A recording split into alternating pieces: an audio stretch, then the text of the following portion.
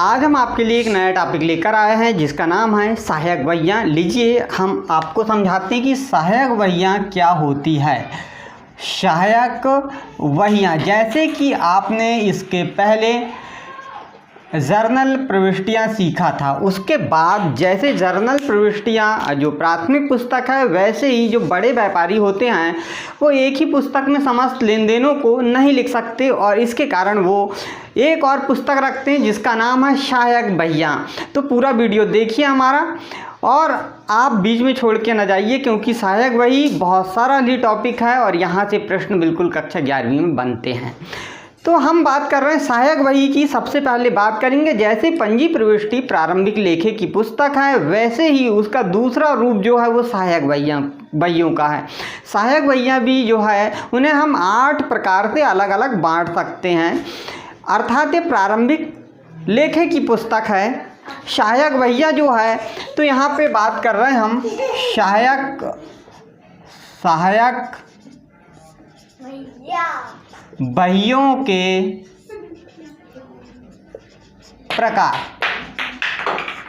अब प्रकार कैसे, यहाँ पे हम जो बड़ा व्यापारी होता है वो इनको अलग अलग रूप में ऐसे डिवाइड कर लेता है। और कैसे डिवाइड कर लेता है उसकी हम बात कर रहे हैं।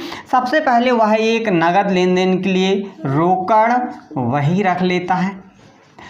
दूसरा उधार व्यवहार के लिए, जैसे खरीदा माल तो उसके लिए वह क्रय वही रख लेता है। उधार माल बेचने के लिए विक्रय वही रख लेता है।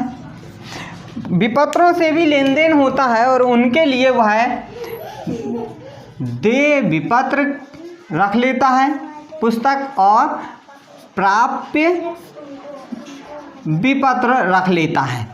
अब यहाँ पे देखिए आप और भी, ये तो हो गया क्रय विक्रय, प्राप्य बिल वही, देय बिल वही। यहाँ पर जैसे क्रय हुआ तो क्रय की वापसी के लिए एक पुस्तक रख लेता, क्रय वापसी वही रख लेता है। और विक्रय हुआ है तो इसके लिए विक्रय वापसी वही रख लेता है। और इनमें यदि कहीं लेन देन नहीं होता तो सबके लिए एक और बुक रख लेता है और उसका नाम होता है मुख्य जर्नल। मुख्य जर्नल, इसमें वह लेखा कर लेता है। हमने यहाँ पे 8 पुस्तक की बात की है। सबसे पहले हम यहाँ पे किसी एक को ले लेते हैं। जैसे हम बात करेंगे रोकड़ वही की।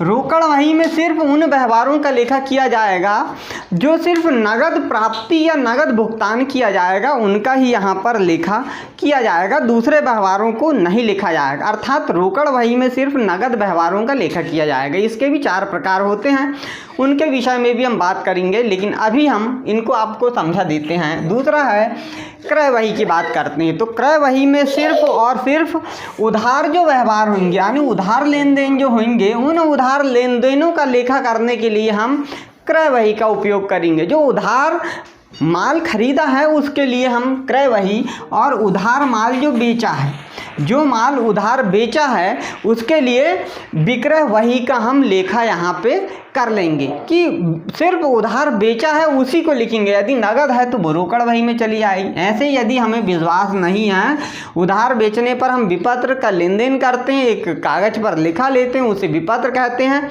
तो यहाँ पर देय विपत्र और हमने बेचा है तो प्राप्त विपत्र का यहाँ पे हम लेखा कर लेंगे और उनका हिसाब इसमें रखेंगे।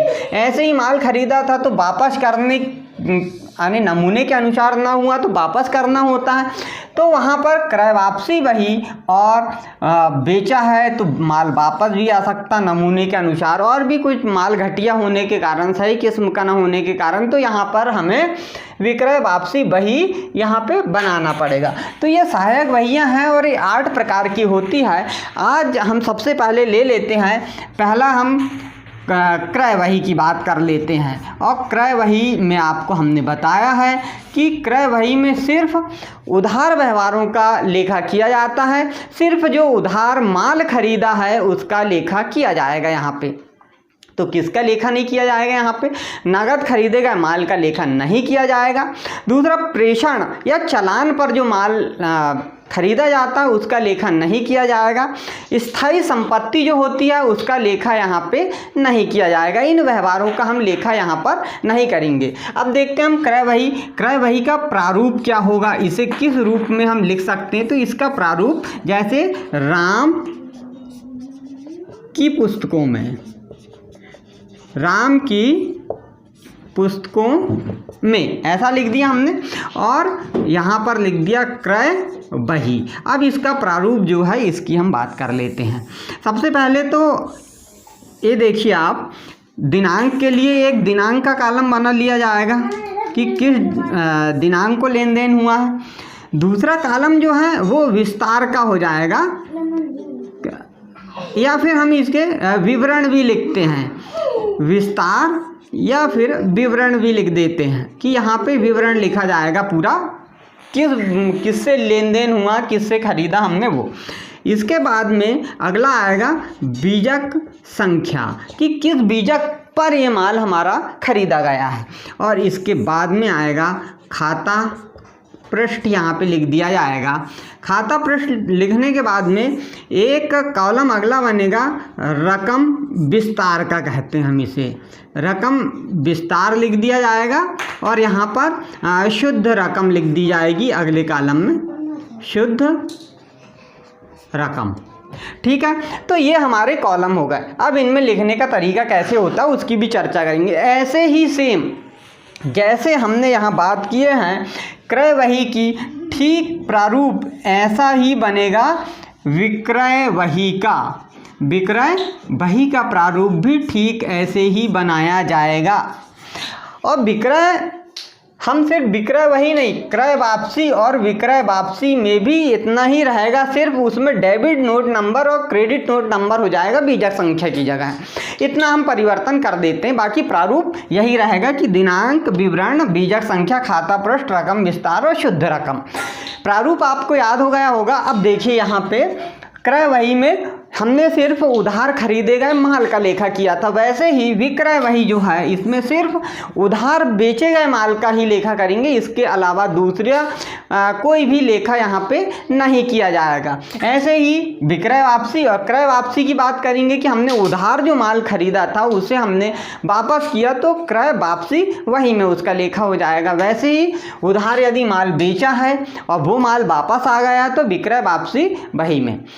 कुछ माल बेचते हैं लेकिन उसके बदले में हम एक प्रलेख लिखा लेते हैं, उसे हम प्राप्त विपत्र या देय विपत्र दोनों के नाम से जानते हैं। तो जब वो विपत्र लिखाया जाएगा और उधार माल होगा तब यहाँ पे प्राप्त विपत्र या देय विपत्र की बात यहाँ पे आ सकती है। और कुछ यदि इन 7 बुक में लेखा नहीं होता कहीं तो उसका लेखा जो होगा वो मुख्य जर्नल में होगा। और मुख्य जो जर्नल है उसमें जैसे हम पंजी प्रविष्टि करते हैं वैसे ही पंजी प्रविष्टियाँ यहाँ पे की जाएगी। तो यहाँ पर आपने समझा अभी पूरे जो हमारे सहायक भैया हैं उनके पूरे रूपों के विषय में। आज के लिए इतना ही, मिलते हैं नेक्स्ट वीडियो में, तब तक के लिए सभी को नमस्कार।